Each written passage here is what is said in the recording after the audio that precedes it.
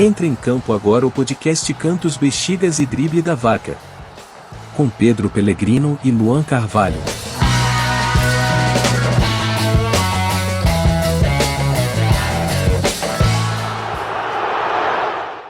Fala pessoal, bem-vindos e bem-vindas, está começando o CBD Cantos, Bexigas e Drible da Vaca, o seu podcast favorito de futebol. Eu sou Luan Carvalho, vou seguir aqui comandando esse podcast. Claro que eu não faço nada sozinho aqui, tem comigo meu companheiro, minha dupla de ataque aí, o Pedro Pellegrino. Fala, Pedro. Fala, Luan, tudo bom? Olá, pessoas, todo mundo que está escutando aí. Muito obrigado por terem acompanhado, por estarem acompanhando o nosso podcast. E se inscrevam no canal, dê o joinha aí, estamos em todas as plataformas, em todas as redes sociais. E nos mandem comentários, queremos saber de onde vocês são, para que time vocês torcem. E vamos que vamos, meu amigo Luan. É isso aí, vamos para mais um episódio que está recheado de coisa aí, recheado de assunto. A gente comentou no episódio passado o começo do Brasileirão, né, tal, e já, segunda rodada, muita coisa já mudou, né, a gente já teve muitas surpresas aí, trocas de técnico e tudo mais, então a gente tem um episódio bem legal para essa semana. Pedrão, Vamos começar, um dos temas aí que a gente separou para esse episódio. Sim. É o jejum de títulos aí de alguns times, né, no Campeonato Brasileiro. Agora a gente vai desagradar muito as torcidas. O campeonato está começando agora, então Sim. A gente vai relembrar aqui, né, quais são os times que estão mais tempo aí sem ganhar o Campeonato Brasileiro. Eu separei a lista aqui e aí eu foquei só nos times que estão na Série A, né, e claro, os que ganharam alguma vez, né, porque tem times aí disputando a Série A esse ano que nunca ganharam, então acredito que não seja interessante colocar eles nessa fila de títulos, né. Sim. Ó, vou passar aqui a lista e aí a gente vai comentando. Boa. Vamos começar de baixo para cima, né? O time que tá há menos tempo aí sem ganhar o Brasileiro é o atual campeão, né? Que é o Palmeiras, que ganhou no ano passado. Então a gente nem precisa falar muita coisa aí do Palmeiras, né? Foi o último campeão aí. Sim. Em seguida, tá o Atlético Mineiro, o Galo, que ganhou em 2021. Mas é importante lembrar que o Galo ficou aí, ganhou o primeiro Brasileirão, né? Campeonato Brasileiro mesmo, em 1970, né? E depois só 2021 que ganhou, né? Então ficou aí praticamente 50 anos, né? 50 anos. Na fila para ganhar um brasileiro. E agora é bi. Para esse ano, Pedrão, você acha que o Atlético Mineiro fica aí postulante para ganhar o título? Então, é um dos favoritos. Quando eu sugeri essa pauta pro Luan, aí até pensei assim, eu vou falar no podcast que assim, o cara tá falando isso porque é palmeirense e tal, mas, o Palmeiras ficou 20 anos, 22 anos sem ganhar o Brasileirão, né? Primeiro ele ficou de 73 a 93, que foram 20 anos, e ficou de 94, que ele foi bicampeão, de 94 a 2016, né? Só que aí ganhou 2016, 18 e o ano passado, em 22. Então, você percebe que o futebol brasileiro é muito disputado, né? Sim. São grandes clubes que estão há muitos anos sem ganhar o Brasileirão e aí a gente pensou que seria legal, né, um tema bacana pra gente discutir, porque é o único campeonato do mundo que tem vários times grandes e vamos ver se algum desses, né, por exemplo, o Fluminense, que já começou bem, o Fluminense tá há 11 anos, né, 11 anos sem ganhar o Brasileirão, também já é 10 anos, mais de 10 anos aí também. Já tem a chance, né, de sair da fila. Tem a chance de sair da fila, né. Mas o Galo, sim, é um dos favoritos e, como você falou, né, ficou 50 anos sem ganhar e agora o que está há mais tempo é o Inter, né, há 43 anos, né, ele foi campeão em 1979, foi tricampeão. Nos anos 70 ali, ele junto com o Palmeiras foi um dos maiores times ali da década, né, que ele foi campeão, foi 3 vezes campeão brasileiro. nos anos 70.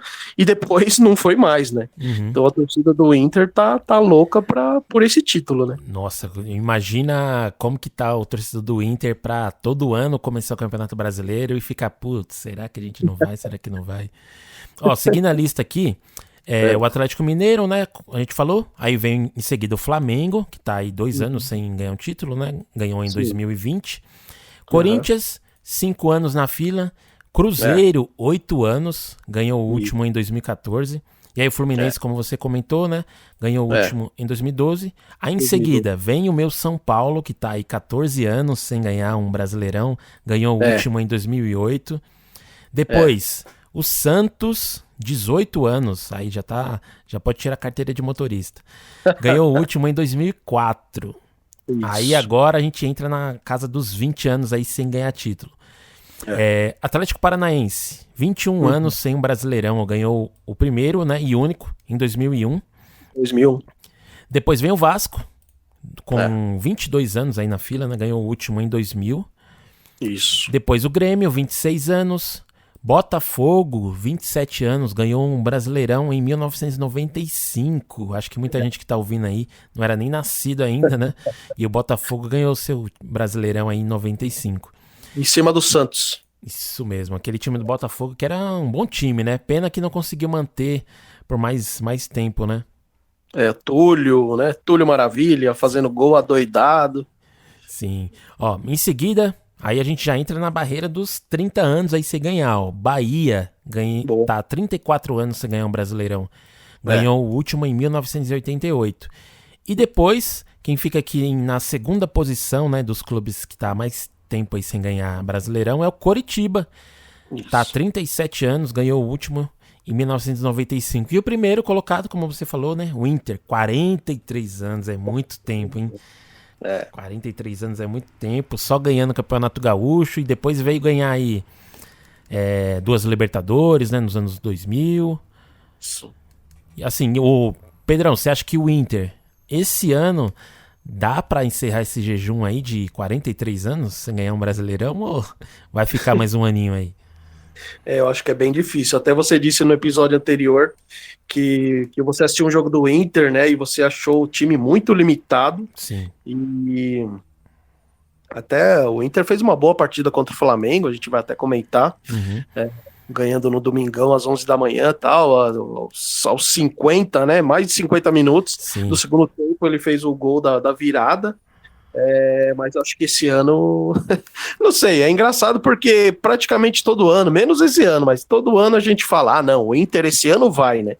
E aí ele conseguiu um vice-campeonato várias vezes, né? Ficou em terceiro várias vezes, vice, segundo, mas talvez esse ano vai saber, né? Do jeito que o futebol é bem diferente, né? Quando você não coloca um time como favorito, de repente ele pode surpreender, né? Sim, verdade. Você falou do Curitiba, o Curitiba também praticamente impossível. 2 jogos, tomou 6 gols já no começo do Brasileirão, tomou 6 gols, não fez um. Talvez o grande favorito a ser rebaixado. Com certeza. O Inter, eu acho que a oportunidade que ele teve para quebrar essa série, né, de anos sem título do Brasileirão foi em 2020, né? Aquele campeonato que o São Paulo chegou a ficar um tempo na frente, né? 7 pontos na frente. E aí depois largou o campeonato de mão, não quis mais ganhar. E aí ficou pingando. Uma hora era Flamengo, outra hora outros times apareciam na ponta. E aí era a oportunidade, né, do Internacional ser campeão brasileiro, né? E assim, foi por uma bola, né? Literalmente uma bola que o time não foi campeão, porque o São Paulo ganhou do Flamengo, né, na última rodada no Morumbi, e aí o Internacional só tinha que ganhar também a sua partida lá no Beira-Rio. Não, esse último lance do jogo do Internacional contra o Corinthians foi assim, loucura. E o Edenilson, né, que fez o gol, que estava impedido, que acabou sendo anulado, se ele tivesse um pouquinho mais de malícia, né, ele não ficava impedido, mas, assim, o jogo já nos acréscimos, o último jogo do campeonato, sendo para um título, é muito difícil o cara ter essa frieza, né? De ficar assim, não, vou dar um passo para trás para não ficar impedido. Ele quer fazer o gol, vai todo mundo para frente, vai, joga a bola e acabou mantendo, né, essa fila aí do Internacional, que agora já tá 43 anos sem faturar um Brasileirão. E os colorados vão me matar, mas eu separei aqui um texto aqui. Boa, manda aí. Assim, ó. O mundo na última vez que o Internacional foi campeão brasileiro. Dia 23 de dezembro de 1979. No futebol, o Nottingham Forest era o atual campeão europeu. Lembrando que o Scarpa e o Danilo do Palmeiras foram pro Nottingham Forest, né? Uhum. Ó, pra você ver, em 79 o Nottingham Forest era o atual campeão europeu. Olímpia e Malmo iriam disputar a final do Mundial. Nossa. Faltavam 1 ano e 4 meses para De Alessandro nascer. Maradona ainda era uma jovem promessa do Argentino Júnior. Brasil tinha 3 Copas do Mundo. Cruzeiro e Santos eram os únicos brasileiros com o título da Libertadores. Barcelona não tinha Champions League. Buffon tinha 2 anos de idade. Kevin Keegan, do Hamburgo, era o atual ganhador da Bola de Ouro. Pelé estava com 39 anos e havia se aposentado há 2 anos antes. Na cultura pop, após uma longa odisseia de não sei se fala aqui a cultura pop ou não. Vou deixar pra lá, só o futebol mesmo, né? Não, cita aí, pô, é legal. Tá bom, vamos lá. Na cultura pop, após uma longa odisseia de Francis Ford Coppola nas Filipinas, Apocalipse Now chegava aos cinemas. Nossa. Faltava pouco menos de 1 ano para John Lennon ter seu triste fim. Há menos de 1 ano, Queen havia lançado We Will Rock You. Silvio Santos tinha acabado de completar 49 anos. Freddie Mercury ainda estava vivo com seus 33 anos, faleceria 12 anos depois. Elvis havia falecido apenas 2 anos e meio. Stanley Kubrick estava finalizando O Iluminado. Há 6 meses, Ridley Scott havia lançado o primeiro Alien. O Império Contra-Ataca estava sendo finalizado. Martin Scorsese tinha 37 anos e havia lançado apenas um filme de sucesso, Taxi Driver. Estava finalizando Touro Indomável. Tarantino tinha 16 anos e estava iniciando seu curso de teatro. 5 anos depois, começaria a trabalhar em uma locadora e 13 anos depois lançaria seu primeiro filme. Alfred Hitchcock morreria 4 meses depois. O movimento pós-punk estava dando seus primeiros passos. Joy Division estava no seu auge com o recente lançamento de Unknown Pleasures. Infelizmente, Ian Curtis partiria 5 meses depois. Além do post-punk, as principais bandas do momento eram Queen, Talking Heads, Eagles e Bee Gees. Raul Seixas estava com 34 anos, havia acabado de voltar do exílio. Cazuza tinha 21 anos e viveria uma década de ouro nos anos 80. E na política, para finalizar aqui, João Batista Figueiredo era o presidente do Brasil, faltavam 6 anos para o fim da ditadura militar, Jimmy Carter era o presidente dos Estados Unidos, Rainha Elizabeth tinha apenas 53 anos, faltava 1 dia para o começo da guerra do Afeganistão, há pouco menos de 1 ano havia ocorrido a Revolução Islâmica no Irã. Leonid Brezhnev era o secretário-geral do Partido Comunista Soviético. É isso aí, meu. É o mundo, na última vez que o Internacional foi campeão brasileiro, dia 23 de dezembro de 79. Caramba, mano. O último título brasileiro, John Lennon era vivo ainda, é muito tempo, cara. Ai, caramba. Boa, mano. Mano, vamos continuar aqui então no Brasileirão. Vamos pro nosso segundo tema aqui da nossa pauta, que é o resumo aí, né, do que aconteceu nessa segunda rodada. A gente deu a nossa primeira impressão aí de como os times iriam se desenvolver no campeonato, como que iria ser o início de campeonato para todos os times. E na segunda rodada tivemos aí algumas surpresas, né? A gente teve aí a queda de alguns técnicos, né, que a gente vai entrar no detalhe um pouquinho mais para frente. Mas falando assim dos resultados, quem manteve aí a boa fase foi o Fluminense, né? Fluminense jogou no sábado, né, no dia 22, no Maracanã cheio. E ganhou de um bom time, né, do Atlético Paranaense, 2-0. Você chegou a ver esse jogo, Pedrão? Ver os lances? Como é que você achou aí o time do Diniz? Jogando contra um time forte, né? Jogando em casa, tendo que propor o jogo. Fluminense é o que a gente vem falando já, né? Desde o Carioca, que ele reverteu aquela final, que perdeu de primeiro jogo, 2-0, contra o Flamengo. A gente falou, muito difícil do Fluminense virar. Meteu 4-1, né? O Fluminense tá uma máquina, jogando muito, ainda no Maracanã. Foi até engraçado porque no Maracanã, Palmeiras e Vasco jogaram no domingo, e aí o repórter falou que era o 4º jogo da semana no Maracanã, então o gramado estava um pouco desgastado, né? Sim. Mas o Fluminense jogando muito, jogando muito. O Diniz ali encontrou um esquema tático assim perfeito para o time vai para frente mesmo. O Ganso ali, ele numa posição que ele não precisa marcar, então ele só fica distribuindo bola, né? Impressionante, e deixa toda hora o Cano na cara do gol, e o Cano sempre faz gol, né? Sempre matador. Sempre matador. Mas o Fluminense está com grandes jogadores e como a gente falou, né? 2 jogos, 2 vitórias. Você larga bem no Campeonato Brasileiro.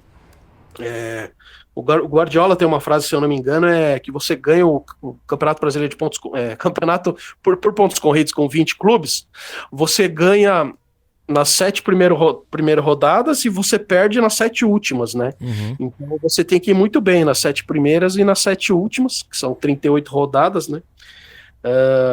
E o senhor, como viu esse jogo do Fluminense? Cara, eu vi os lances, não vi o jogo ao vivo, né? Sim. Vi os lances e, eu tô bem confiante, assim, com esse time do Fluminense, do Diniz.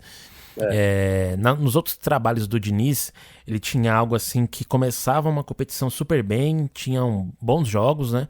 Mas acabava perdendo gás na metade da competição e alguns problemas. Mas nesse Fluminense, eu não vejo que o time vá perder esse gás, até porque, comparando com o São Paulo de 2020, né?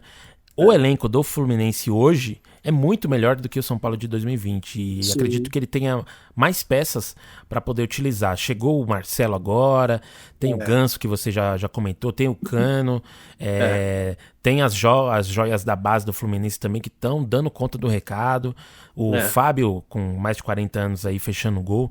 Então eu vejo com bons olhos esse time do Fluminense aí. A gente vai ver aí, vai ser o ponto de virada nesse time quando as competições começarem a funilar, né?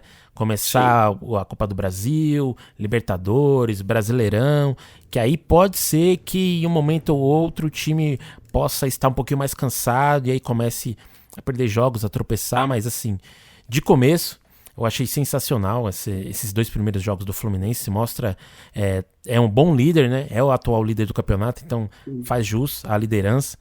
E uma pergunta que eu ia fazer pra você. Você chegou a comentar do Ganso, né? Assim, tirando o início da carreira dele lá no Santos, que tinha um time incrível do Santos, mas parece que hoje é o melhor futebol da carreira do Ganso, né? Tirando ali o começo da carreira, agora ele tá jogando o melhor futebol que ele consegue, né? Até o Diniz na entrevista coletiva pós-jogo, ele falou isso, né? O Fernando Diniz, o técnico do Fluminense, comentou que acha que o Ganso é a melhor fase da carreira dele. Porque é isso, né? Antes ele era um garoto ali, começou junto com o Neymar e aquela coisa, tem que correr, tem que marcar, né? E agora ele é ali o clássico camisa 10 que só vê o jogo assim, né, de trás, vai municiando os atacantes, e o Flamengo tá com uma zaga, o Fluminense tá com uma zaga boa também, o Nino, né, tá fazendo gol toda hora,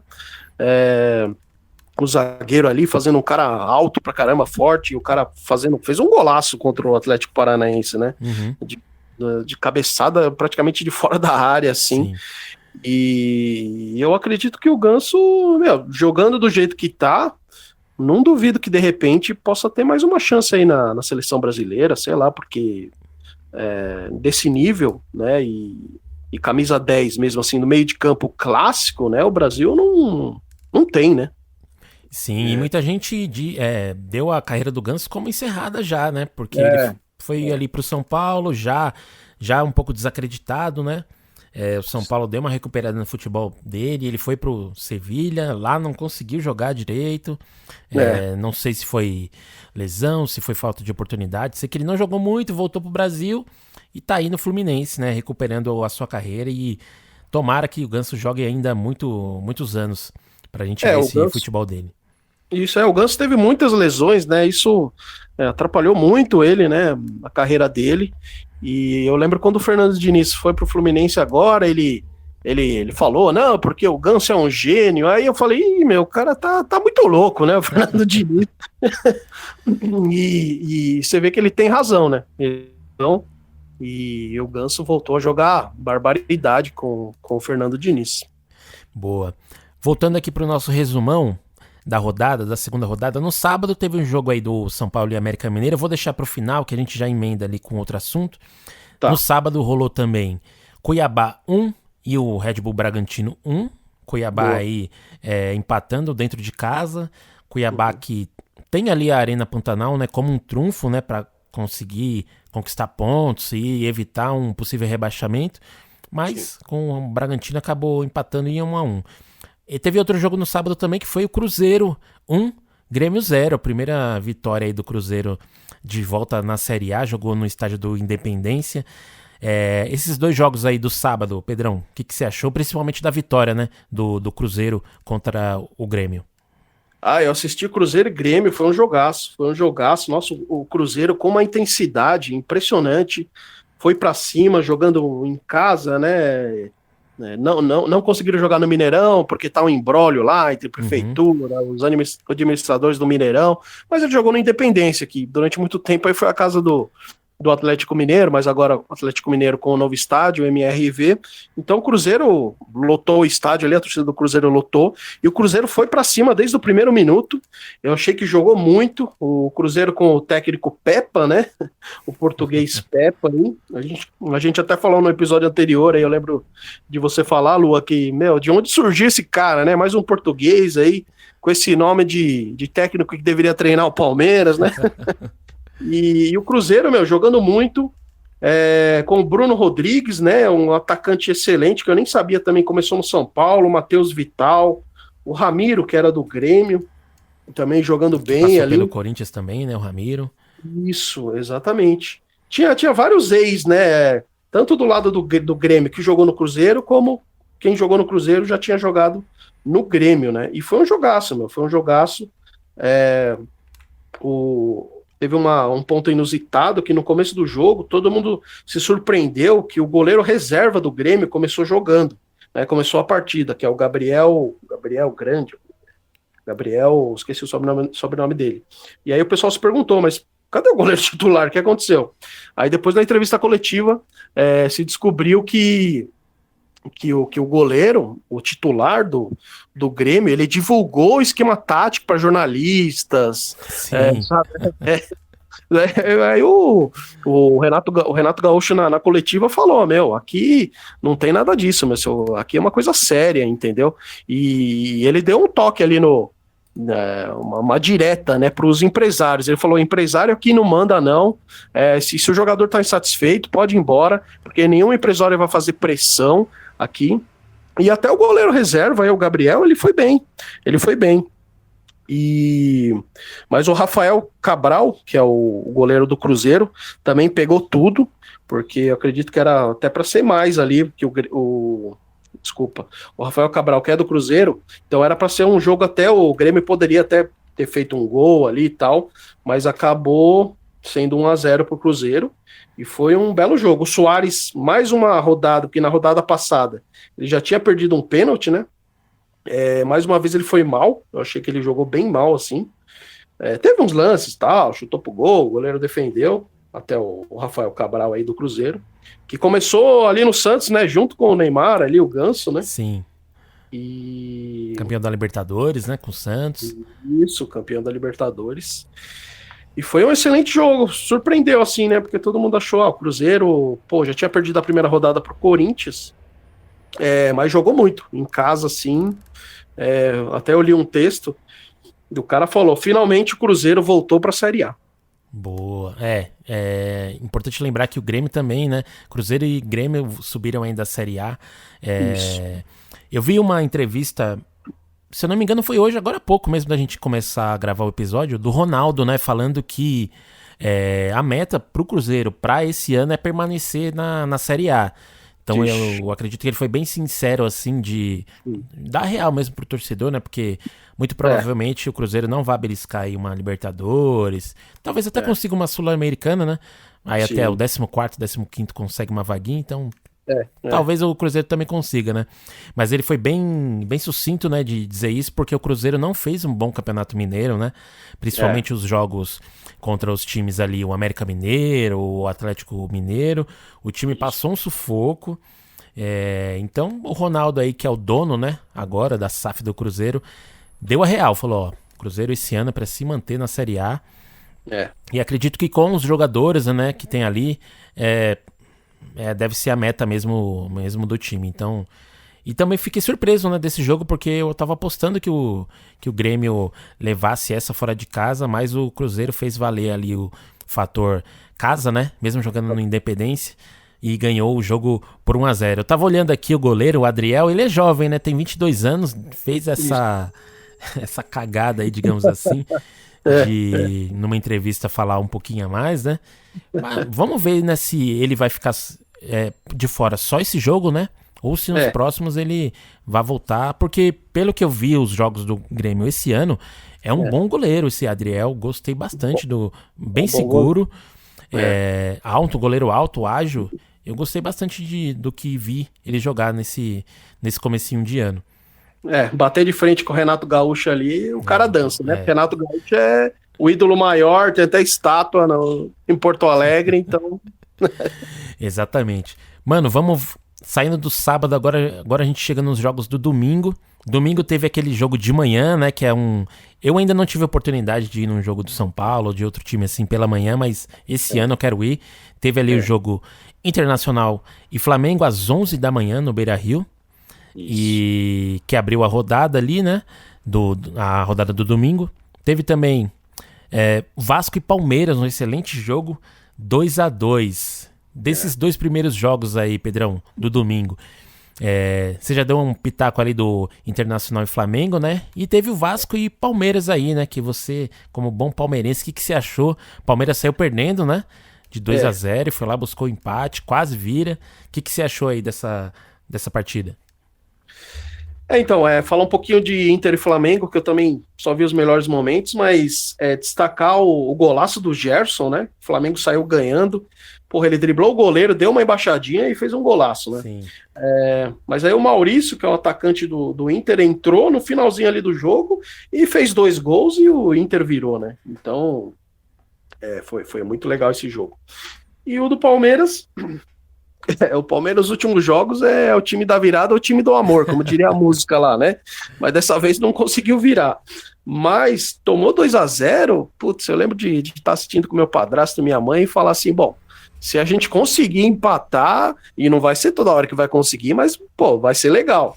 E não deu outra, né? Mas o Vasco começou também com uma intensidade, jogando muito para cima do Palmeiras. Foi surpreendente também, né? Com o Maracanã, mais de 60 mil pessoas. Foi bonito o espetáculo e as duas torcidas são muito amigas, né? Então a gente viu vários relatos, várias fotos de vascaínos e palmeirenses juntos e celebrando e curtindo, né? Uma puta festa no Maracanã, um domingão, 4 da tarde, né? E o Vasco jogou muito, né? O Pedro Raul, que veio do Goiás, um grande atacante, fez o gol ali, o primeiro gol do Vasco, né? O Piton, né? Que era do Corinthians, jogou bem. E o Palmeiras, o time do Palmeiras, ele não se abala, né? Toma um gol, toma 2 gols, você pode até pensar, vai vir uma goleada, mas com o Palmeiras não acontece isso, o time é muito sangue frio, né? Continua desempenhando o futebol ali, e o Rafael Navarro, que foi mais criticado que sei lá quem, fazendo gol também em várias partidas.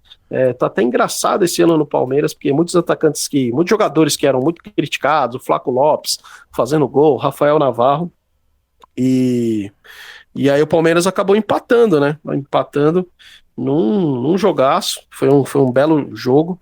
Eu quero destacar negativamente a arbitragem. Eu acho que a arbitragem tá... Quando a gente acha que vai melhorar, não, agora os caras estão assim... Tolerância zero. O jogador falou um A, é amarelo. Então, tem 1 milhão de amarelo por jogo, vai ter muitas expulsões. Eu acho que, assim, a gente concorda. Claro que o jogador, ele reclama, às vezes, reclama demais, sim, entendeu? Reclama muito, o jogador brasileiro reclama muito. Meu, reclama que, pô, às vezes, mas, meu, com esse negócio agora de juiz, qualquer coisinha amarelo, tá chato, né? Tá chato. Qual a sua opinião, Luan? Eu dei uma bisolhada, né, pelo jogo. O que eu achei interessante foi, pô, a CBF deu uma mancada aí com o Vasco, né, porque subiu da Série B e na primeira rodada pega o Atlético Mineiro, que foi campeão de 2021, como a gente falou, né, e na segunda rodada o Palmeiras, né, campeão de 2022. E se a gente olhasse assim, antes de começar o campeonato, a gente falava, pô, esses 2 jogos aí o Vasco vai tomar essa pecada, né? E ganhou do Atlético Mineiro e empatou com o Palmeiras. Então, um bom começo de campeonato pro Vasco. O Vasco tá com um time redondinho aí. Não fez um bom campeonato carioca, né? Mas as contratações aí da SAF do Vasco estão surtindo efeito, né? Pedro Raul fazendo uns golzinhos de vez em quando, né? O goleiro, né? O goleiro do Vasco tá fazendo bons jogos, né? Pelo time. E quando eu vi que tava 2-0, eu falei, caraca, o que tá acontecendo com o Palmeiras? Agora, nesses últimos dias, tá surgindo aquele meme lá, né? Quando... Acho que você viu, né? O palmeirense entra no estádio atrasado e a torcida já tá cantando Palmeiras é o time da virada. Pô, já cheguei agora, já tá perdendo. Mas não, isso, né? O Vasco fez um bom jogo. Fez um bom jogo. E tem o meme também do Abel, o Palmeiras tá perdendo, aí ele vai pro intervalo, aí fala assim, ó, o Abel vai começar a fazer o pacto dele aqui, vai matar um bode ali e tal, começar a fazer o pacto dele, o trabalho dele aqui. O Vasco tem um bom time, o Andrei, né, excelente jogador, um volante meio ali, que foi destaque da seleção brasileira, sub-20, né, no sul-americano. O Vasco tem excelentes jogadores, e o Palmeiras, a base, né, os jogadores, os crias da base, os crias da academia entrando e sempre dando conta do recado. O Piquerez estava machucado, o Vanderlan durante muitos jogos, lateral esquerdo, jogando bem pra caramba, só que agora o Piquerez voltou, né, ele é o titular. O Arthur, né, que veio do Bragantino, que era do Palmeiras, saiu e voltou. O cara pequenininho ali fez o gol de empate, né, do Palmeiras. O Rios, esse volante, Richard Rios, que é colombiano, mas começou no Flamengo, foi pro Guarani e veio pro Palmeiras, é um volante também que o cara tem muita qualidade. Então, e ali no final, né, entrou muita gente boa ali no Palmeiras, com outro garoto lá de Luiz Guilherme, de 17 anos, é o popular Manga, e eles têm um entrosamento, né, esse Luiz Guilherme, o Manga, com o Hendrick, com o John, que também foi um destaque da Copa São Paulo. Sim. E meio de campo bom ali. Então o Palmeiras está com quem entra ali normalmente da base da conta do recado, né? Boa. Vamos seguindo aqui então os jogos do domingo. A gente teve às 4 da tarde também o Santos e Atlético Mineiro lá na Vila, 0-0. Acredito que o Galo aí teve uma oportunidade de fazer uns 3 pontos fora de casa, mas o Santos fez um bom jogo também, ficou no 0-0. Às 6h30 teve Coritiba 0, Fortaleza 3. Ixi, Fortaleza Maria. Meteu um 3-0 aí fora de casa. E o Coritiba, como a gente disse aí que tá há mais de 30 anos sem ganhar um Brasileirão, esse ano, fica de olho aí, Coritiba, porque Coritiba é sempre um time chato de jogar em casa, né, no Couto Pereira. E entregou 3 pontos assim pro Fortaleza. No domingo também teve o jogo do Corinthians, que a gente vai pular aqui para falar com mais detalhes depois. E fechando a rodada, ontem, segunda-feira, teve o Botafogo ganhando fora de casa. O Botafogo ganhou de 2-1 do Bahia na Arena Fonte Nova. E o Botafogo aí, ó, por incrível que pareça, tá em segundo lugar no Campeonato Brasileiro com 100% de aproveitamento. Ganhou do São Paulo na primeira rodada e ganhou do Bahia agora na segunda. Então, Pedrão, esses jogos aí, Santos e Atlético Mineiro, Coritiba e Fortaleza, e Bahia e Botafogo, o que você achou aí desses jogos? Tem algum ponto que você queira destacar? O Coritiba, como a gente comentou, né? Coritiba tomou de 3-0 do Flamengo na primeira rodada, no Maracanã, e agora tomou de 3-0 em casa do Fortaleza, então começa já a azedar ali, e o técnico já tinha saído, né? Que era um português também, e agora eles contrataram o Antônio Carlos, mas também chegou com uma polêmica danada. A gente vai até comentar do Cuca, mas o Antônio Carlos teve Uma vez acusaram ele de racismo e Sim. tal. Então, tá complicado, né? E o Botafogo, pô, tá surpreendendo, né? Tá surpreendendo. Muitas vezes o Campeonato Brasileiro no início, ele é enganador, né? Às vezes Aham. o time tá em primeiro ali, às vezes termina em sexto, sétimo. Mas agora tá um campeonato carioca ali, né? O Vasco bem, Botafogo bem, Fluminense, o Flamengo, né? Tá ali na G6, G8, sei lá. É, mas esse campeonato brasileiro tá muito disputado, né? Vamos ver na próxima rodada aí. Sim, boa. Então vamos aqui para os últimos 2 jogos. A gente deixou para o final aí os jogos do Palmeiras não, do São Paulo e do Corinthians, porque Sim. além do jogo, né, em si, teve aí as primeiras trocas de técnico no campeonato. Vamos falar primeiro do São Paulo, que jogou no sábado. São Paulo aí, que no último episódio a gente ainda tinha o Rogério Ceni como técnico, né? Mas como a gente sabe que o futebol brasileiro muda do dia pra noite, mesmo com a vitória no jogo da Copa Sul-Americana por 2-0 no Morumbi, no dia seguinte, na quarta-feira, o Rogério Ceni foi demitido do cargo de técnico do São Paulo. Isso. O jogo na terça-feira da Copa Sul-Americana contra o time venezuelano, se não me engano, né? Porto Cabedelo. Foi Isso. assim, um péssimo jogo do São Paulo. Esse time que não tem muita história, né, no cenário internacional, e o São Paulo com uma dificuldade tremenda de trocar 3 passes, de fazer uma tabela. E Nossa. ganhou no final, por sorte, ali no final, achou 2 gols. É. E eu acredito que esse resultado e a falta de futebol do time que levaram aí a diretoria de São Paulo a fazer a troca. E como foi na troca anterior, né, quando saiu o Hernan Crespo e entrou o Rogério, aconteceu assim: o Hernan caiu de manhã, à tarde o Rogério Ceni já estava empregado. Nessa troca também aconteceu a mesma coisa. O Rogério saiu de manhã, à tarde anunciaram já o Dorival Júnior. É. Então a gente teve esse jogo aí contra o América Mineiro já no sábado, no Morumbi, já com o Dorival comandando. E Dorival não fez assim muitas mudanças, né? Trouxe o Luan, que era reserva, para titular, colocou ali 2 atacantes na frente. São Paulo, a gente viu que teve um ânimo a mais, um gás a mais. O time já estava um pouco mais competitivo, já conseguia fazer mais jogadas do que só cruzamento. E acabou fazendo ali, ganhando de 3-0. O destaque ali do jogo que eu posso citar é o goleiro Rafael, que o América Mineiro chegou muitas vezes no gol e o Rafael conseguiu fechar o gol ali, tem feito uma boa temporada com o São Paulo nesse começo de ano. E o Dorival Júnior aí chega com bastante trabalho, né, pra fazer do São Paulo, tentar reanimar aí um time que vinha sem muita motivação de jogar bola, né?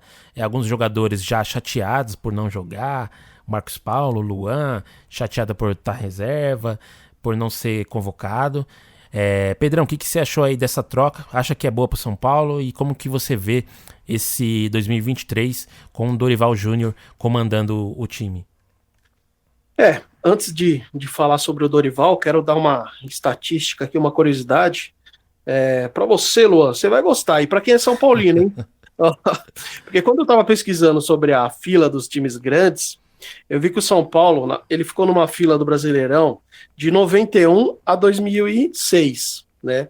Que aí o São Paulo começou ali, foi tricampeão, 6, 7, 8.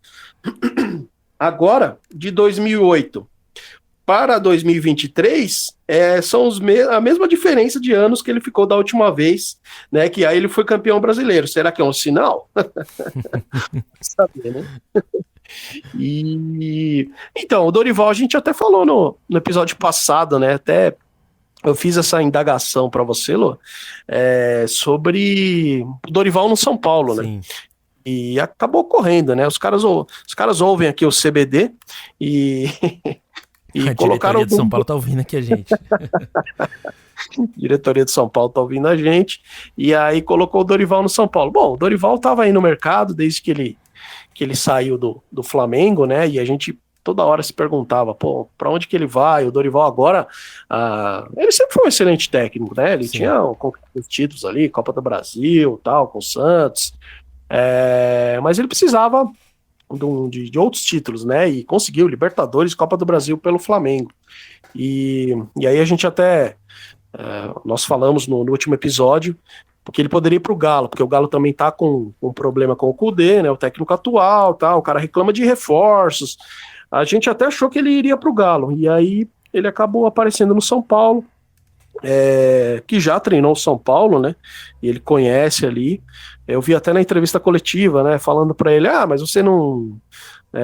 mais ou menos assim, você não se arrepende e tal, você estava no Flamengo, que é um time que disputa títulos, e agora você está no São Paulo, né, tá com essa dificuldade. Daí ele falou, para mim, quando eu cheguei no Flamengo, era uma pressão enorme, você tem que ser campeão, você tem que ser campeão. Daí ele falou, eu nunca tive medo na minha carreira, né, eu assumo os clubes porque eu vejo potencial. E ele falou que vê potencial no São Paulo, e ele falou, me cobre daqui 1 ano, 2 anos, né?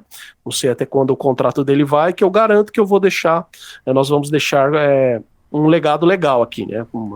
Umas coisas legais aqui pro São Paulo. Então, eu acredito que ele, como eu até falei no episódio anterior, eu acho que o Rogério Ceni, ele é muito grande para ser dirigente do São Paulo, para ser técnico de São Paulo. É um cara que é o maior ídolo da história de São Paulo, então ele tem uma pressão, mesmo ele mandando e desmandando no São Paulo, ele tem aquela obrigação de fazer o time campeão e tal, e não é legal, né? Às vezes é preciso de uma pessoa de fora, né, que não tenha tanta história no São Paulo, para tentar fazer o time voltar a conquistar grandes títulos, né? É que nem quando o pessoal fala, não, coloque um presidente que é super fanático pelo time. Não vai dar certo. O presidente não vai. Você tem que ser um presidente, sabe, um pouco mais profissional, né? Não aquele fanático. Frio, né? Que não deixa a paixão dizer isso. Muito, né? Exatamente. E o Rogério Ceni, ele tem muito essa pressão, né? Então, o Rogério Ceni foi bem no Fortaleza ali, no Flamengo foi campeão, mas ele tem a personalidade dele que é forte, né? Bate de frente com os jogadores. Ele não é, né? Parece assim, ele não faz muita questão de agradar os caras, assim, né? Porque sim, exatamente. Ele é o cara do São Paulo. Então ele não precisa agradar um jogador que tá começando agora, né? Ele é só ele levar o cara ali na sala de troféu do São Paulo e falar, eu conquistei tudo isso aqui, esse é o maior exemplo dele, né? Então, mas o Dorival é um bom técnico e provavelmente vai melhorar o São Paulo ali. E eu tava até pesquisando, eu tava até falando com um amigo meu São Paulino também, que é o Sandro Harry Potter, um abraço pra ele aí. É nóis, Sandro, tamo junto. Ele escuta o CBD, e falando do goleiro Rafael, né, ele até comentou que ele acha um excelente goleiro, que finalmente, pelo menos esse legado o Rogério Ceni deixou, que contratou um ótimo goleiro, e esse Rafael eu não conhecia, pra falar a verdade, eu fui pesquisar, ele começou no Cruzeiro, né, e durante muito tempo ele era para ser o titular do Cruzeiro, aí ele se machucou muitas vezes, e... Foi reserva do Fábio, né, durante muito tempo. Isso, exatamente, aí não tinha como o cara ser titular, né, e ele falou que é a grande chance da carreira dele, que ele quer permanecer durante muitos anos no São Paulo, quer fazer história no São Paulo. O legal é que tem o Rafael Cabral do Cruzeiro e agora o Rafael do São Paulo, e eu fui até pesquisar para ver quem é mais jovem, e você sabe quem é o mais jovem, Lua? Putz, cara, eu sei que o Rafael do São Paulo tem mais de 30, mas o mais jovem eu não sei. É o Cabral, o Rafael Cabral do Cruzeiro, até achei que O Rafael Cabral tem quantos? Então, eu acho que ele tem... acho que ia ser 1 ano de diferença, na verdade, que ele tem 32 e o Rafael do São Paulo tem 33. É, isso mesmo, o Rafael Cabral tem 32 anos, vai fazer aniversário dia 20 de maio, 33. Dia 20 de maio. Boa, e é isso, então o São Paulo é aquela coisa, né, muda de técnico, os jogadores querem mostrar serviço, querem, não, agora vamos, o time sempre dá uma melhorada. É uma loucura do futebol brasileiro, né, a gente vê que o Dorival, que é o atual campeão da Libertadores e Copa do Brasil, do nada caía assim no colo do São Paulo, né? Só o futebol brasileiro para dar essas loucuras. Geralmente, técnico campeão de Libertadores, ele fica bem no mercado, né? Disputado, todo time quer pegar ele. E, por sorte, acabou caindo no colo do São Paulo aí.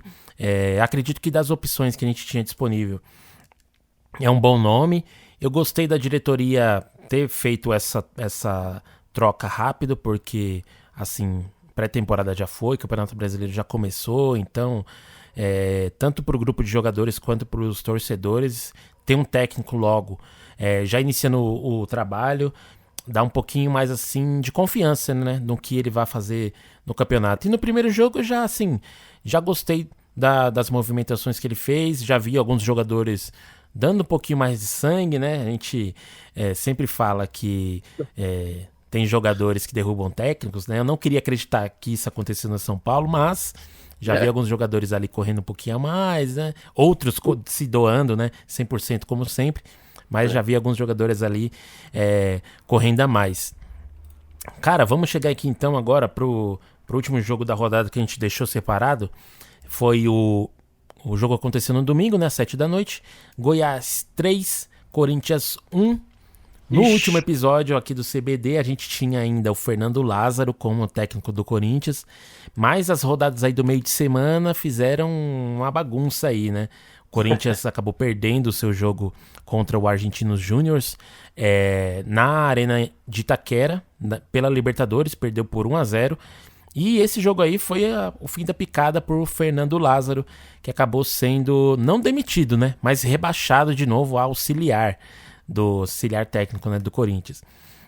E a diretoria do Corinthians também fez um trabalho rápido ali, já anunciou logo em seguida o técnico Cuca. E é aí que foi o assunto da semana. Primeiro, no jogo, Pedrão, o Corinthians saiu ganhando de 1-0 e acabou levando a virada aí, e o Goiás fez 3-1 lá no estádio da Serrinha, em Goiás. O que você achou desse primeiro jogo aí do Corinthians sendo comandado pelo Cuca? Então, o Corinthians tem uma zaga muito fraca, né? Muito fraca, os jogadores ali são os corintianos que dizem, né? Os caras já estão meio velhos, assim, sabe? Não aguentam mais correr, e é impressionante. Pega um atacante daqueles rabiscador, né? Aí... Sim. O Apodi, o cara mais velho que eu. O cara jogou muito, fez um golaço ali, o terceiro gol foi um golaço, né? E o Corinthians, já no Campeonato Paulista foi mal, não conseguiu chegar nem na final, perdeu nem na semifinal, né? Perdeu nas quartas. O Corinthians, mas é aquilo, como a gente disse do Dorival. De repente, que foi o primeiro jogo, fora de casa, tal. Se o Cuca não for demitido em função da grande polêmica aí que está em todos os noticiários, que em 1987 ele foi acusado de estupro, né? A gente não tem certeza de nada nessa vida, né? Não podemos ter a certeza que o cara fez uma merda dessa com outros jogadores ali na época, numa excursão em Berna, na Suíça, até o Henrique, durante muitos anos foi zagueiro do Corinthians, e toda vez que o Cuca assume um clube, volta essa polêmica do estupro aí, né, dessa acusação de estupro. Eu não tô defendendo o Cuca aqui, não sou advogado de defesa do cara. Se ele cometeu isso, ele tem que ser julgado, sim, sabe? Sei lá, tem que ser preso. Mas hoje em dia nós vivemos uma sociedade que ela julga muito, né? Ela cancela toda hora, cancela qualquer coisa. Então tem que tomar muito cuidado com o que a gente fala. E as pessoas hoje em dia, eu vejo muitos comentários falando, pô, você é jornalista, não de mim, mas tipo assim, de outros jornalistas. Você não fala nada desse caso aí do Cuca, você tem que ser contra isso, você tem que falar que o Cuca não pode ser o técnico do Corinthians. Aí eu vi um jornalista falando lá, falando, eu não sou obrigado a nada, entendeu? Eu tenho que falar de futebol, né? Eu tenho que falar dentro de campo, né? É lógico que tem casos que extrapolam, que são maiores que o futebol, né? Mas a gente tem que tomar muito cuidado, porque o Cuca, ele é um grande técnico, é um cara meio louco, meio excêntrico e tal, mas o que todo mundo diz que é uma boa pessoa, né? E por onde passou, foi campeão. A gente até comentou em um dos episódios passados que o Cuca chegou ali, fez uma excelente campanha no Goiás, aí depois foi pro São Paulo e montou praticamente o time que depois o Paulo Autuori assumiu no São Paulo e acabou sendo campeão mundial e tal. Depois o Cuca tirou o Palmeiras da fila, que foi o nosso primeiro episódio. Do Brasileirão, o Palmeiras tinha sido campeão em 94, foi o nosso primeiro tema aqui do episódio, né, de hoje. Sim. E o Palmeiras saiu da fila com o Cuca, né? Pô, eu lembro que o que eu mais queria era que o Palmeiras ganhasse esse campeonato de pontos corridos, né? Porque começou ali em 2003. E o Palmeiras nunca tinha sido campeão de pontos corridos e demorou mais de 20 anos. E o Cuca tirou o Atlético Mineiro também da fila de 50 anos. E ele foi campeão da Libertadores com o Galo, ganhou a Copa do Brasil e ganhou tudo. É um excelente cara. E na entrevista que ele concedeu na apresentação agora do Corinthians, que é a primeira vez que ele treina o Corinthians, ele falou, né, pô, eu juro pela Nossa Senhora, porque ele é muito devoto de Nossa Senhora, sempre usa a camisa, né, da Nossa Senhora Aparecida, tal, eu juro que eu não fiz nada, pô, vocês têm que parar com essa história. Eu entendo quem acha que ele não deve ser técnico do Corinthians, né, as jogadoras do futebol feminino do Corinthians fizeram uma declaração que elas não querem que ele seja o técnico do Corinthians. O Corinthians tem a campanha Respeite as Minas, né? Sim. Muito forte isso no Corinthians. Eu andei lendo que o Cuca parece que já pediu demissão, ele acabou pedindo demissão, mas é que o Cuca faz toda hora isso também. O time pode até ganhando. Uma vez, no último jogo que o Palmeiras... Na última rodada, na rodada que o Palmeiras foi campeão brasileiro em 2016, o Cuca pediu demissão antes de começar o jogo. Então ele faz muito isso também, mesmo o time estando bem, estando mal e tal. Mas a gente não tem a certeza se ele pediu demissão agora ou não. Mas o Corinthians não aceitou, né? Mas é uma polêmica muito grande, né? Uma polêmica muito grande. E é difícil. A diretoria do Corinthians teria que ter pensado nisso antes, né? Antes Sim. de contratar o cara. Sim. Porque daí contrata e aí vira uma polêmica gigantesca. Porra, pensava nisso antes. Pensava antes de contratar o cara, porque senão fica um clima muito estranho e... sei lá, né? O Cuca é um ser humano, o cara comete erros. Não vou dizer que esse é um erro... um erro tudo bem. Não, o cara estuprou a menina, tudo bem. Não é isso que eu tô querendo dizer, né? Se ele fez isso, ele merece se ferrar, entendeu? Mas é difícil, é um assunto polêmico, né, Lua? Essa semana aí foi o que aconteceu, né? Eu tava conversando com a minha esposa esses dias, ela falou assim pra mim, pô, tudo que eu sei sobre o Cuca é contra a minha vontade, porque só se fala nesse cara na última semana. Mas como você falou, né? É um assunto sério, pra quem estava viajando, para quem não ligou a TV nesses últimos dias, o caso que a gente está comentando foi em 1987, quando o Cuca ainda era jogador, né? Jogava pelo Grêmio, estava numa excursão pela Europa, né? Fazendo alguns amistosos, pré-temporada. E esse caso aconteceu lá na Suíça, né? Ele mais 3 jogadores do Grêmio estavam concentrados ali no quarto, quando uma garota, né, de 13 anos entrou no quarto. E conforme o relato da vítima, para pedir uma camisa, né, do jogador, para pedir um autógrafo, ela e mais alguns amigos, né, e ali aconteceu esse caso do estupro ali, né, estupro coletivo, né, na verdade. Sim, sim. O Cuca, em declarações recentes, ele fala que não fez nada, né, de que a vítima... propriamente disse que ele não era um dos envolvidos, apesar dele estar no quarto, né? Ele não era um dos envolvidos e tal. Mas esse caso aí tá dando muita pano pra manga ainda, né? Eu vi em matérias recentes, de hoje mesmo, quando a gente tá fazendo a gravação, que o advogado da garota, né, suíça, contestou essa informação aí do Cuca, falou que não, que ela reconheceu sim que ele estava, inclusive tem exames de DNA que mostram, que detectaram, né, sêmen do Cuca e de outro jogador na garota, e inclusive ela teria tentado cometer suicídio ali, né, depois do ocorrido, porque sofreu uma violência, né, e tal. Sim. E esse caso é delicado porque, primeiro de tudo, né, ele aconteceu em 1987, que era...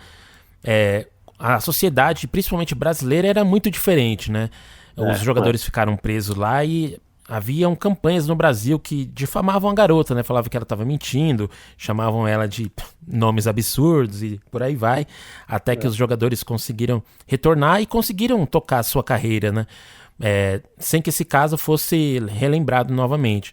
Mas, como a sociedade vai se transformando, apesar de muita gente não querer, a sociedade vai se transformando, vai melhorando em alguns aspectos. Esses casos, principalmente de violência sexual dentro do esporte, começaram a ganhar bastante manchetes, né? Futebol é caso que a gente vê bastante. Teve aí condenação do Robinho ultimamente. E outros esportes também, né? Casos em ginástica, casos em vôlei, que envolve assédio sexual, natação. Muitos casos. E aí, meio que desenterraram esse caso do Cuca aí de uns 3, 4 anos pra cá. Pra mim, acho que assim, o principal erro que o Cuca cometeu, além de estar envolvido nisso, né? Que já é o maior de todos, mas é que ele sempre tratou esse caso como algo assim, meio que... Ele nunca deu uma declaração, uma entrevista, dando a posição dele firme e forte sobre o que aconteceu ali, né? E por conta disso, muitas informações ficam se perdendo, né? Então, é um caso que é difícil, eu não sei, assim, como que vai se desenrolar isso, né? Porque, como o caso aconteceu em 87... Tem muitas informações da época que se perderam, muitas coisas que se a gente lê hoje, a gente pode entender alguma coisa totalmente diferente. Então, lá, o caso na Suíça, os jogadores foram julgados, né? E, se eu não me engano, foram condenados sim, e foram acabando sendo extraditados aqui pro Brasil. E assim, o Cuca, ele é um nome que eu acredito que ele tem que tomar a frente disso e...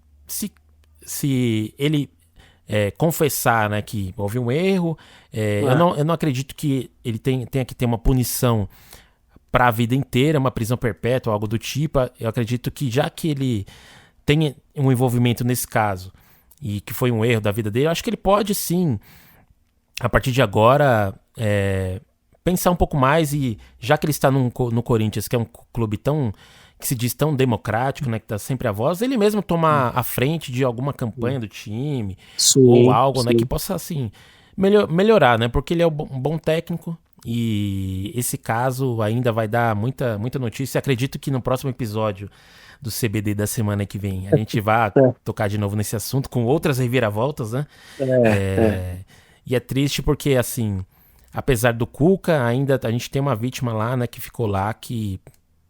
com certeza é a maior prejudicada em tudo isso. Se o Cuca perder o cargo de técnico, ele tá com a vida ganha, né? Ele já ganhou o título, já ganhou dinheiro, fez sua carreira como jogador de futebol. Mas a vítima, a gente sabe que um trauma assim, né? Às vezes não pra sempre, pra sempre, né? Irrecuperável, né? Então, vamos ver o que vai acontecer daí pra frente, né? Se ele poderia fazer uma campanha, poderia montar um... O cara tem tanto dinheiro, tem muito dinheiro, ganhou com o trabalho dele, né? Fruto do trabalho dele, ele tem uma vida de rico, né? Milionário. Ele poderia montar uma instituição, de repente, para quem sofreu esse tipo de abuso, né? Ele poderia, né, mesmo sendo culpado ou não sendo culpado, mas se unir a outras pessoas e, sabe, de repente até ajudar a vítima, né? Ir lá e, não sei, Sim. Entendeu? E tem os outros caras envolvidos também, né? Que isso, exatamente. A gente não sabe que fim levou, né? E você... A gente... Nós presenciamos muito isso assim na sociedade. Alguém que sofreu com isso, ou até que causou um mal para uma outra pessoa, ela acaba montando uma instituição, ela acaba, sabe, tentando devolver para a sociedade ou o mal que ela causou, ou o mal que ela sofreu, né? Ele poderia fazer isso. E se ele for demitido do Corinthians, aí eu acho que encerrou mesmo a carreira dele. Vai sair pela porta dos fundos, vai. Mas foi um cara vitorioso, que ganhou todos os títulos possíveis aí, Atlético Mineiro, no Galo, no Palmeiras, fez ótimas campanhas em outros clubes, como a gente disse aí no Goiás e tal. Então, se encerrar a carreira dele no Corinthians agora, eu acho que encerrou de vez a carreira dele no futebol, né? Eu acho que ele deveria parar, né? Se for demitido do Corinthians, ou se ele pedir demissão agora no Corinthians, deveria encerrar a carreira dele ali. E o engraçado é que quando ele voltou para o Atlético Mineiro, já teve uma campanha, né, principalmente das mulheres ali no Atlético Mineiro, mas ele acabou ficando, acabou ganhando Copa do Brasil, Brasileirão, Mineiro, ganhou tudo, e quando ele voltou também, daí ele saiu, porque o Cuca só fica um ano, né, nos clubes, o máximo é que ele fica um ano. E aí quando ele voltou pro Atlético Mineiro também, só que aí não voltou legal, e acabou saindo. É um caso aí que a gente vai voltar a conversar sobre ele, né? E vamos ver o que vai rolar aí, né? Pedrão, a gente chega aqui encerrando essa parte do Campeonato Brasileiro. Vamos fazer só um catado aqui, então, pela Copa do Brasil. A Copa do Brasil já volta essa semana aí com os jogos de volta, né? A gente vai ter Santos e Botafogo de Ribeirão Preto, né? Na quarta-feira, América Mineiro e Nova Iguaçu, Sport Curitiba, Cruzeiro e Náutico, Brasil de Pelotas e Atlético Mineiro, Bahia e Volta Redonda, Botafogo e o Ipiranga do Rio Grande do Sul, Grêmio contra o ABC, Flamengo contra o Maringá, São Paulo contra o Ituano, Paysandu e Fluminense, Corinthians e Remo, olha aí, Corinthians de novo, CSA Internacional, Águia de Marabá e Fortaleza, Atlético Paranaense e CRB, e o Palmeiras contra o Tombense. Pitadinha rápida, você acha que vai ter alguma surpresa aqui nesses confrontos? Acha que vai ter alguma zebra aí que possa surpreender a gente? Olha, então, estamos gravando aqui na terça-feira, dia 25 de abril. Hoje já tem jogo do Cruzeiro, né? Cruzeiro e Náutico. O Cruzeiro começou mal, ele perdeu no Recife. Perdeu o primeiro jogo por 1-0, isso mesmo. Pernambuco e tal, perdeu por 1-0, então vai ter que reverter, e não vai ser fácil. Mesmo o Cruzeiro fazendo um excelente jogo contra o Grêmio, que a gente falou, a Copa do Brasil, ela sempre apresenta surpresas, né? Então vai ser um jogo muito nervoso para o Cruzeiro, para a torcida do Cruzeiro. Paysandu e Fluminense, que acontece hoje também, terça-feira, dia 25. Fluminense ganhou a primeira partida de 3-0, só uma hecatombe vai fazer o Fluminense perder essa classificação aí. O Atlético Paranaense, que também joga hoje às 9h30, terça-feira, dia 25 de abril, perdeu a primeira partida do CRB, lá em CRB, também vai precisar reverter, né, jogando em casa, o Furacão, vamos ver. Tem o São Paulo também, o São Paulo do Luan, e de tanta gente, como diria Vanderlei Nogueira, do Jovem Pan, empatou a primeira partida no Morumbi 0-0, né, e hoje vai ser um jogo também nervoso para o São Paulino, né? Sim, vai mesmo. E o Corinthians, como a gente falou também, que joga amanhã, né? Amanhã, dia 26, quarta-feira, perdeu a primeira partida de 2-0 para o Remo, e com toda essa confusão aí, esse imbróglio com o Cuca, acho que se não conseguir a classificação, bem capaz que o Cuca saia também, né? Mas também a primeira partida que o Corinthians perdeu do Remo não era o Cuca ainda, mas em função de que a gente acabou de falar a situação do Cuca, talvez se o Corinthians for eliminado da Copa do Brasil, que é uma competição que dá muito dinheiro, e você sair já nessa fase, vai ser uma crise gigantesca no nosso co-irmão Timão. Boa. O outro jogo que também dá um destaque aqui, que vai acontecer na quarta-feira, né, amanhã, é o Flamengo contra o Maringá, né? O Maringá ganhou o primeiro jogo por 2-0. E vai pegar um Flamengo aí com um trabalho novo aí do Sampaoli. Perdeu a última rodada pro Internacional. Vamos ver, né? Pode acontecer surpresas aí nesse jogo. Flamengo contra o Maringá. Isso, vai ser um excelente jogo também. Perdeu o primeiro jogo 2-0. O Flamengo tem um super time com um novo técnico, mas como você comentou, perdeu o primeiro jogo com o São Paulo e agora vai ter a obrigação de fazer 3 gols no Maringá, né? Vai ser um jogo para quem não é flamenguista assistir de boa ali, sossegado, tomando uma cerveja, vendo se o Flamengo vai continuar na Copa do Brasil. E o Palmeiras, ele ganhou a primeira partida do Tombense. O Palmeiras vai jogar na quinta-feira, dia 26/4, né? 26 amanhã, vai jogar amanhã também. Quarta-feira, às 8 da noite. E ganhou a primeira partida de 4-2 no Allianz Parque. Então, eu acredito até que o Abel deve poupar alguns jogadores, mesmo o Tombense fazendo um excelente jogo aqui no Allianz Parque, né? Jogou muito bem, foi um jogaço, na verdade. e saiu ganhando para variar, né? O Tom Benz. E vamos ver, né? Copa do Brasil é sempre legal, acontecem várias surpresas e vamos ver. Mas se Flamengo sair, Corinthians sair, São Paulo sair, aí o caminho acaba ficando livre para o meu time, né? Boa, pode crer. Pedrão, estamos chegando aqui ao final desse 11º episódio aí do CBD, mas antes a gente tem sempre aquela pitadinha histórica. Nessa Boa. semana, diferente, hein? Essa semana eu que vou dar a pitadinha histórica aqui pra vocês. Ô louco, o cara roubou de mim. Tava devendo aí uma historinha aí do futebol. Boa. Peguei aqui uma matéria do Esporte na Band, né? O site de esportes da Band, do Paulo Guilherme Guri. Ele conta... eu conheço ele. Sim, aí ó. Vamos entrevistar ele aí depois. Vamos, ele tem um excelente livro sobre goleiros. Ele estudou com o meu primo irmão, estudou na classe, assim, eles fizeram colégio juntos, e eu exatamente essa semana, eu tava pensando em chamá-lo para a entrevista. Olha aí, não é combinado isso aqui, hein? A gente eu tinha ficado com essa missão, né, de separar uma pitadinha histórica, tava lendo algumas coisas hoje e achei interessante essa matéria dele aí que ele fez. Boa. Então, próximos episódios aí, pode ser que o nosso amigo Paulo Guilherme Guri apareça aqui no CBD. Mas a matéria que ele fez lá no blog do Esporte na Band, ele conta ali, o título da matéria é: há 60 anos Brasil ganhava o bi na malandragem, dentro e fora de campo. Essa aqui é uma história bem interessante. Vamos lá. Aqui o subtítulo, né? Conquista da Copa de 62 teve ajuda do juiz no jogo contra a Espanha e Garrincha jogando a decisão após ser expulso na semifinal. Vamos entender aqui como é que foi esse caso aí. Mané Garrincha era um genial jogador, driblador como ninguém, um anjo das pernas tortas, mas também não tinha sangue de barata. Era provocado, xingado e agredido o tempo todo pelos zagueiros que tentavam adivinhar para que lado ele iria driblar. Garrincha foi o grande nome da conquista do bicampeonato mundial do Brasil em 1962 no Chile, principalmente depois que Pelé se machucou na segunda partida da seleção e não pôde mais jogar.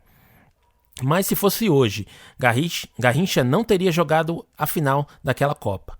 Ele foi expulso na semifinal contra os chilenos, donos da casa, e teoricamente não poderia disputar a decisão.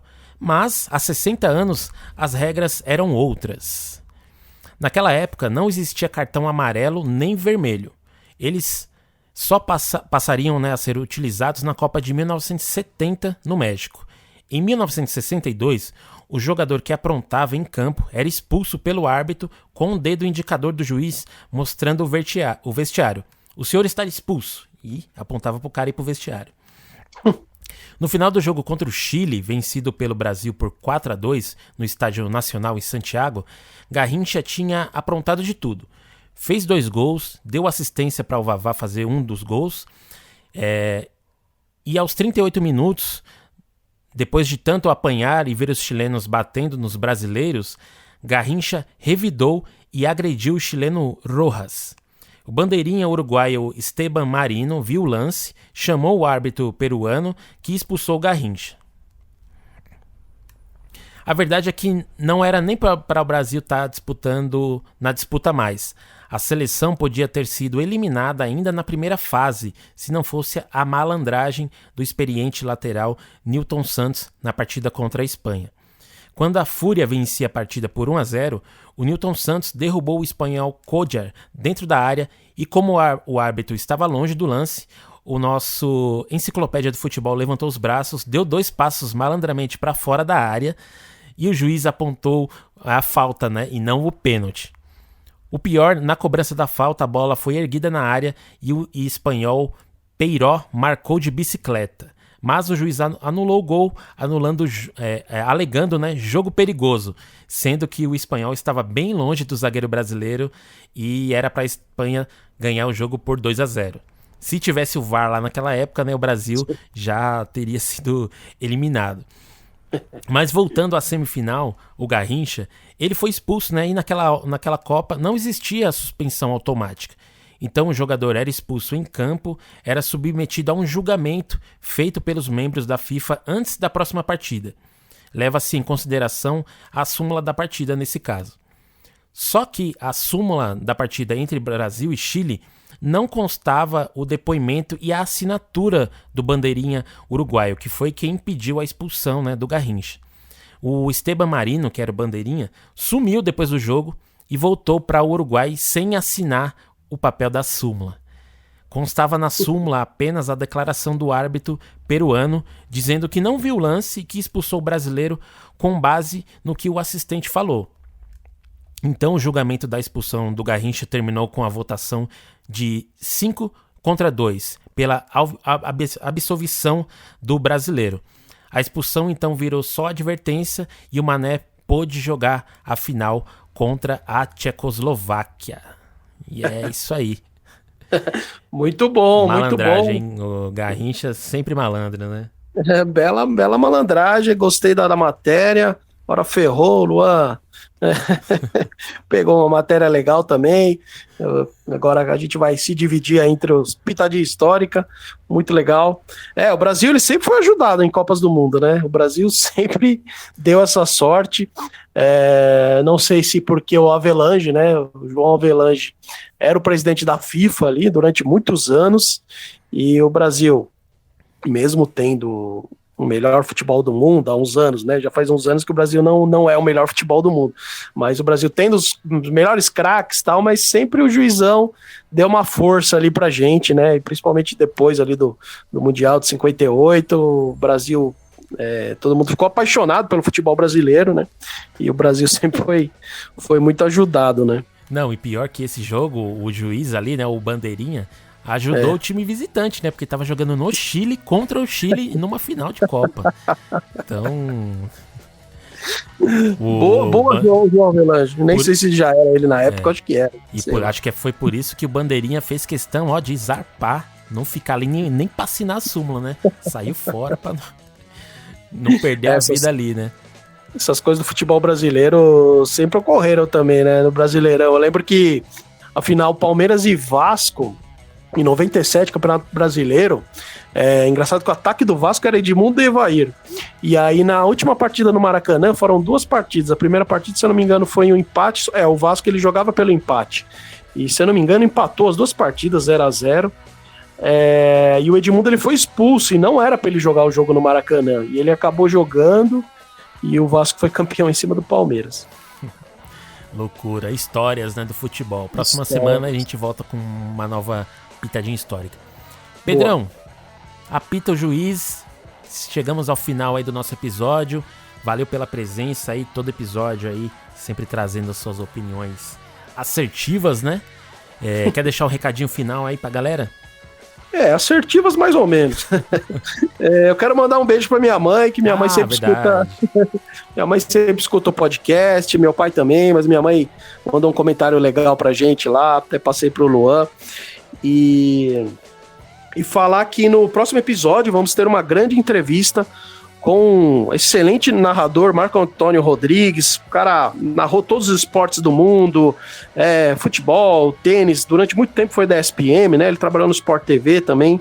Tem um grande cara, uma bela voz, Marco Antônio Rodrigues. Próximo episódio, vamos entrevistá-lo. E falar também que eu tenho um podcast só sobre o Palmeiras, né? Que chama 5 Coroas. Boa. Acessem lá também, que eu fiz uma entrevista legal com o goleiro Gilmar. Foi um goleiro finalzinho dos anos 70, começo dos anos 80 ali do Palmeiras. Foi muito legal a entrevista. É isso aí, valeu a todo mundo que escutou. E valeu, Luan, e até o próximo episódio. É nóis, tamo junto. Um abração aí pra todo mundo que ouviu. Não esquece de avaliar a gente aí no seu tocador, seguir a gente e compartilhar aí no seu grupo do futebol do WhatsApp. É nóis, Pedrão. Tamo junto. Valeu. Até o próximo. Valeu, Flávio também. O Flávio sempre escuta também. Flávio Jacobson. Valeu! Boa. Tamo junto.